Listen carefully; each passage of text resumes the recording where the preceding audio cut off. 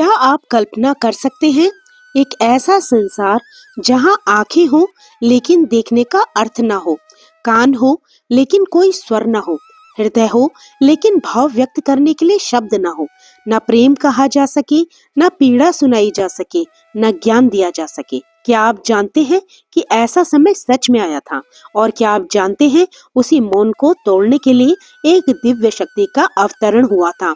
आज मैं आपको सुनाने जा रही हूँ उसी क्षण की कथा जब इस धरती ने पहली बार बोलना सीखा। ये कथा है माँ सरस्वती के अवतरण की। ये कथा है बसंत पंचमी के रहस्य की। न शब्द थे, न स्वर, न संगीत और न ही ज्ञान।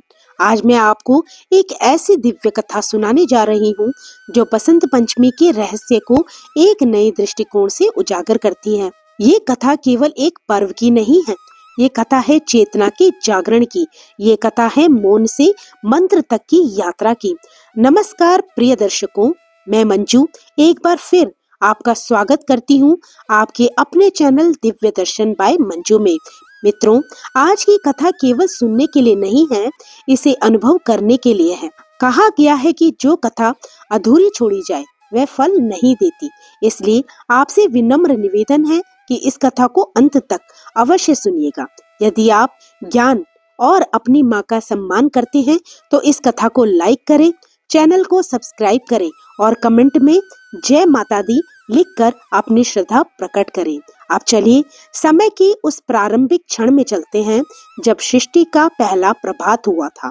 जब सृष्टि का आरंभ हुआ तब सब कुछ था, लेकिन फिर भी कुछ नहीं था।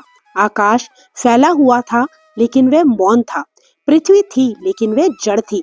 जल बहता था लेकिन उसमें मधुरता नहीं थी। अग्नि थी लेकिन उसमें तेज तो था, प्रकाश नहीं। वायु थी लेकिन उसमें स्पंदन नहीं था। ये एक ऐसी दुनिया थी जिसमें जीवन तो था पर अनुभूति नहीं थी। भगवान ब्रह्मा ने सृष्टि की रचना तो कर दी थी, लेकिन जब उन्होंने अपनी रचना को देखा तो उनके भीतर एक अनकहा खालीपन जाग उठा।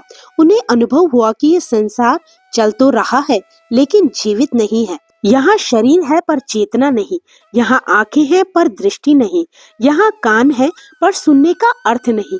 मनुष्य बनाए गए थे लेकिन वे केवल चलती फिरती आकृतियां थी। वे एक दूसरे को देखते थे पर समझ नहीं पाते थे। उनके हृदय में भावनाएं थी लेकिन उन्हें व्यक्त करने का कोई साधन नहीं था। न प्रेम प्रकट हो पाता था और न ही पीड़ा, न आशीर्वाद दिया जा सकता था और न ही संतावना। ब्रह्मा जी ये देखकर अत्यंत व्यथित हो गए। उन्हें लगा मानो उन्होंने एक ऐसा दीपक बना दिया हो जिसमें तेल तो है, बाती भी है, लेकिन अग्नि नहीं है। उन्होंने स्वयं से प्रश्न किया, क्या यही पूर्ण सृष्टि है? क्या यही जीवन है? उनका हृदय करुणा से भर उठा। सृष्टिकर्ता पहली बार अपनी ही रचना से असंतुष्ट थे। वे समझ गए कि सृष्टि को केवल आकार नहीं, आत्मा भी चाहिए और आत्मा को अभिव्यक्ति चाहिए। समाधान की खोज में ब्रह्मा जी भगवान विष्णु के पास पहुंचे। क्षीर सागर में विराजमान विष्णु जी के मुख पर सदा की तरह शांति थी। माता लक्ष्मी उनके चरणों में विराजमान थी। ब्रह्मा जी को देखते ही विष्णु जी समझ गए कि कोई गहरी पीड़ा उन्हें यहाँ खींच लाई है। ब्रह्मा जी ने कहा, प्रभु, मैंने संसार तो रच दिया पर उसमें रस नहीं भर पाया। ये संसार बोल नहीं सकता, गा नहीं सकता, सीख नहीं सकता। मेरी रचना अधूरी है। भगवान विष्णु मंद मुस्कान के साथ बोले, ब्रह्मा, कोई भी सृष्टि तभी पूर्ण होती है जब उसमें ज्ञान का प्रवाह होता है। तुमने रूप दिया है, अब वाणी का समय है। उन्होंने ब्रह्मा जी को एक दिव्य संकेत दिया। उस शक्ति का आवाहन करो जो शब्द, स्वर और संवेदना को जन्म देती है। ब्रह्मा जी ने अपने कमंडल में जल भरा, लेकिन उनके मन में प्रश्न उठा, ये दिव्य शक्ति कब और कहाँ प्रकट होगी? तभी प्रकृति ने स्वयं उत्तर देना प्रारंभ किया। शीत ऋतु की कठोरता कम होने लगी। पेड़ों की शाखाओं पर कोपलें फूटने लगी। पीले फूल धरती पर मुस्कुराने लगे। हवा में एक मधुर आह्लाद भर गया। ये वसंत का आगमन था, नवजीवन का उत्सव। ब्रह्मा जी समझ गए कि यही समय है जब ज्ञान का जन्म होना चाहिए। माघ मास के शुक्ल पक्ष की पंचमी तिथि आई। पंचमी जो पंच तत्वों की प्रतीक है। ब्रह्मा जी ने धरती पर जल छिड़का। उसी क्षण एक दिव्य नाद गूंजा। प्रकाश की एक लहर उठी और उस प्रकाश से एक अलौकिक देवी प्रकट हुई, श्वेत वस्त्रों में लिपटी, शांति और तेज का अद्भुत संगम। माँ सरस्वती, उनके हाथों में वीणा थी, पुस्तक थी, माला थी और साथ ही कमल था। उनके चरणों में हंस विराजमान था। वे केवल देवी नहीं थी, वे चेतना थी, वे बोध थी। जैसे ही माँ सरस्वती ने वीणा के तारों को स्पर्श किया, सृष्टि ने पहली बार स्वयं को सुना। ये कोई साधारण स्वर नहीं था, ये ब्रह्मांड का उद्घोष था। नदियों ने बहना सीखा, पक्षियों ने गाना सीखा, मनुष्य ने बोलना सीखा। माँ सरस्वती के मुख से निकला पहला शब्द ओम। इस एक नाद में समस्त ज्ञान समाया हुआ था। इसी से वेदों का जन्म हुआ, इसी से भाषाओं का, इसी से विचारों का। अब मनुष्य केवल जीव नहीं रहा, वह साधक बन गया।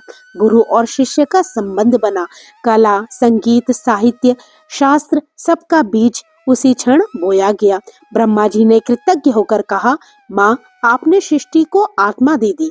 माँ सरस्वती ने उत्तर दिया, ज्ञान मैं सबको दूंगी, लेकिन ठहरता वही है जिसमें विनम्रता होती है। अहंकार ज्ञान को नष्ट कर देता है। यही कारण है कि रावण जैसा विद्वान भी पतन को प्राप्त हुआ। उसके पास विद्या थी पर विवेक नहीं। वसंत पंचमी केवल एक पर्व नहीं है, ये स्मरण है कि ज्ञान का जन्म उल्लास से होता है, शुद्धता से होता है। पीला रंग इसी उल्लास और ऊर्जा का प्रतीक है। इस दिन बच्चे पहली बार अक्षर लिखते हैं, वीणा की पूजा होती है, पुस्तकें पूजी जाती हैं, क्योंकि ये दिन याद दिलाता है कि ज्ञान हमें पशुता से मानवता की ओर ले जाता है। तो आइए इस बसंत पंचमी पर हम माँ सरस्वती से केवल विद्या ही नहीं, सद्बुद्धि भी मांगे। ऐसा ज्ञान जो हमें जोड़ दे, तोड़ न दे। तो प्रेम से बोलिए सरस्वती माता की जय हो। जय माँ शारदेय। तो भक्तों, मुझे पूरी आशा है कि आपको ये कथा बहुत पसंद आई होगी। अगर आपको ये कथा सच में अच्छी लगी हो तो लाइक कीजिएगा, कमेंट कीजिएगा और इसी प्रकार की कथाओं को आगे भी सुनने के लिए प्लीज मेरे चैनल को सब्सक्राइब करना मत भूलिएगा। तो फिर प्रभु का नाम लेते रहिए और पुण्य के भागी बनते रहिए। जय श्री कृष्णा, राधे राधे।